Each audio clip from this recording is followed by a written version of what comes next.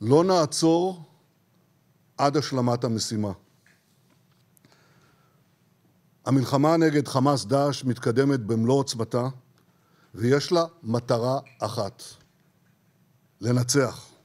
כוחות צה"ל השלימו את כיתור העיר עזה, הם פועלים בלב העיר, הם בפאתי בית החולים שיפא, הם חיסלו אלפי מחבלים, כולל מפקדים בכירים ורבי מרצחים, שהיו בין אלה שהובילו את הטבח הנורא הזה באותה שבת ארורה של 7 באוקטובר. קודם את סוגיית היום שאחרי, אמרת שלישראל תהיה שליטה ביטחונית ברצועה.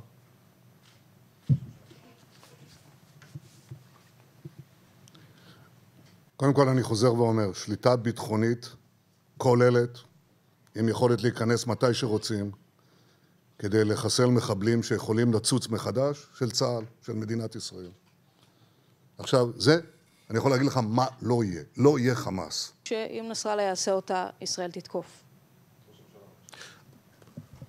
אם תשמעי שתקפנו בביירות, תביני שהוא עבר את הקו האדום.